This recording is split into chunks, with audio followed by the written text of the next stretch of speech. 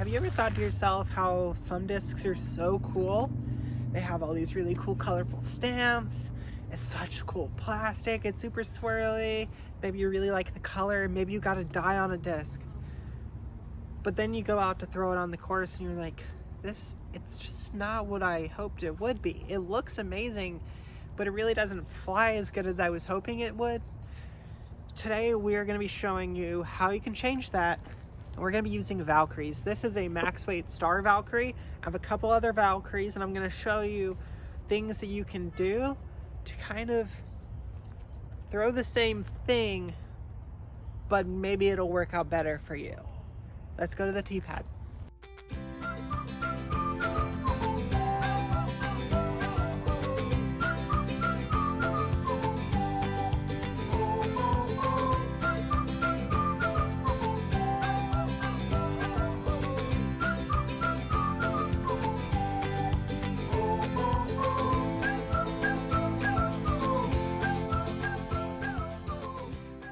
It has been so long since I last threw a Valkyrie, like an actual Valkyrie. I used to have a pro Valkyrie, but it disappeared during a tournament. So I ended up taking like a 9 on a par 5 because I had a lost disc.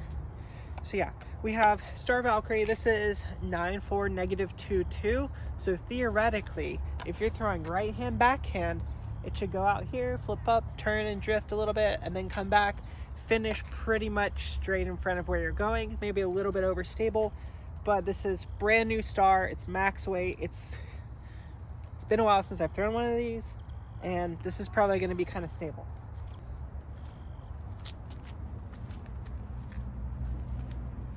So that was on an Anheuser. If you're throwing softer, and the disc that you want to throw isn't doing what it said it was going to do, what can you do to change that? Well, discs often come in a variety of plastics and weights, so you can change up the weight and you can change up the plastic. For example, this is a G-Star Valkyrie. G-Star is typically a little bit less stable than Star. It's a little bit less durable, so it's going to beat in a little bit faster too. And this is also 156. That was 173/5. This is 156. It's a good bit lighter. It should carry a little bit easier.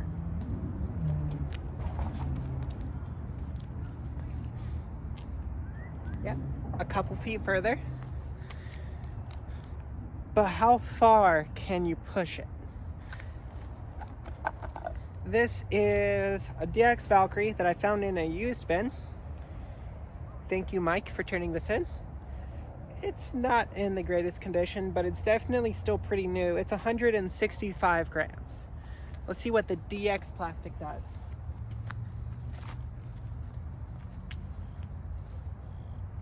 So if you're throwing nice and soft, DX is going to be a little bit easier for you to control. It's going to go a little bit further, a little bit straighter. But did you know that they make Valkyries even lighter than that? This Valkyrie, which by the way, this is the best Valkyrie stamp.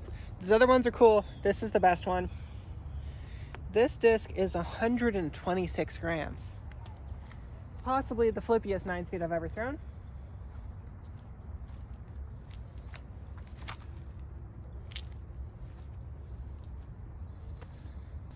I threw that Anheuser super light, and it flipped up and turned, and it outdrove everybody else. But what happens if you apply a little bit more power? We're going in the same order as the last tee shot, but this time we're actually trying to get it there. So I'm gonna put a little bit more power behind these. It's like 250-ish. So maybe a touch of Anheuser for maybe the Star and the G-Star, but I think the DXs will kind of turn themselves in.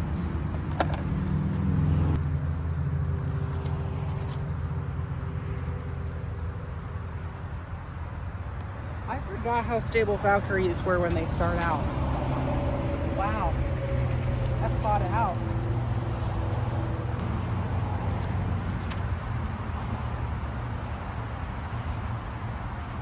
Kind of more what I expected. This is the 165 DX.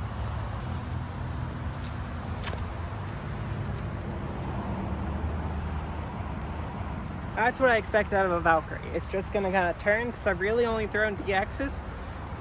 Like I said, I had the Pro one for a little while, but I was throwing a lot of Anheuser release. So this is gonna need a lot of height. Woo! Oh, that's so flippy. 126 DX. Oh my goodness, that turns into such a flippy disc.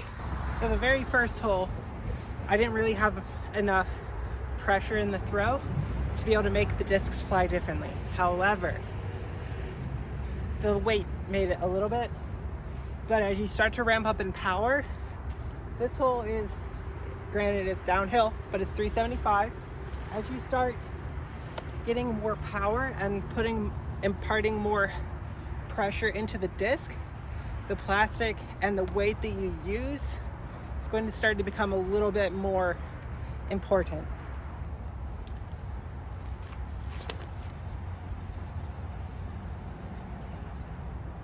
That's still kind of stable,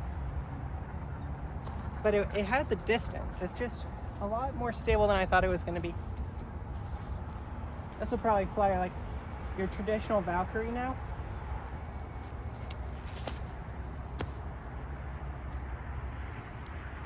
Kind of about the same. But yeah, that made it to the ridge. Now the DX. Same amount of hyzer. Watch this one turn.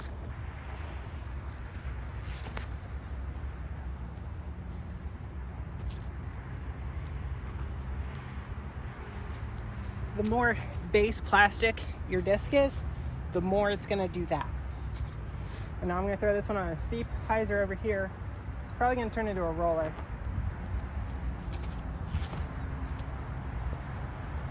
Yep.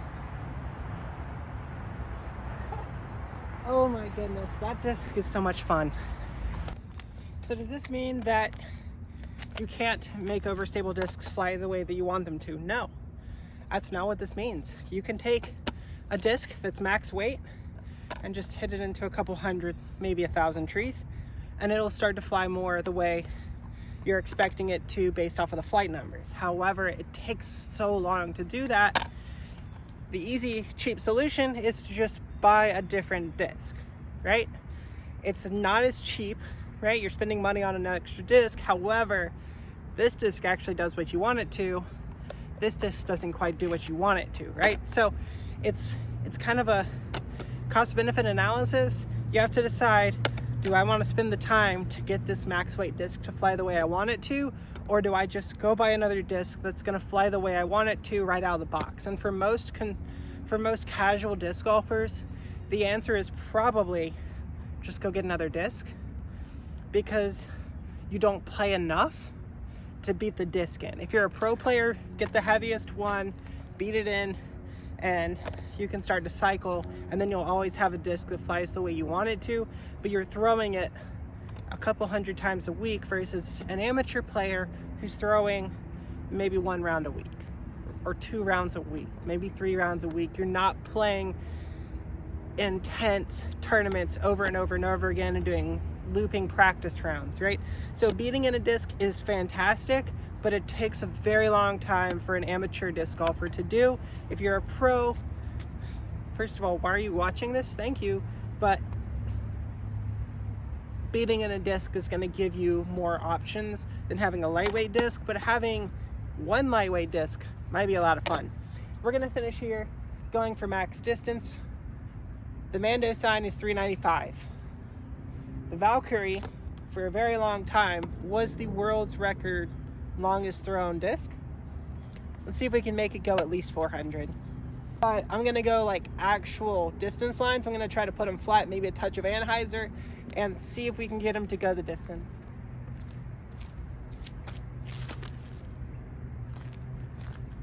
That still didn't flip. I thought I threw that pretty hard. Let's see if we can get the G-Star to flip. Put it a little flatter this time, bro.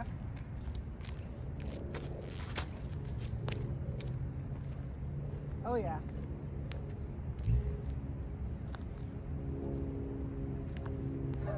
Oh my goodness, that's so far. That's like 450. That went so far. All right, this is gonna be distance line, but we're throwing steep hyzer. We're gonna try to give it the super flippy DX treatment, just as steep of a hyzer, and let's see if it turns all the way out of that.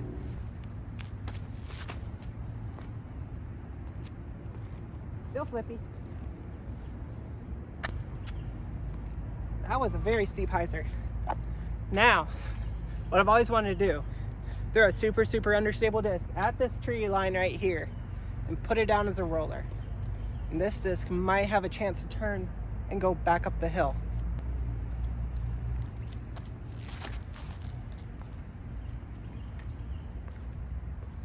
That's so flippy. Oh my goodness. If you want to try really fun shots, get a disc that weighs less than 130 grams. Oh my word, whew. But all joking aside, get a disc that fits your arm speed.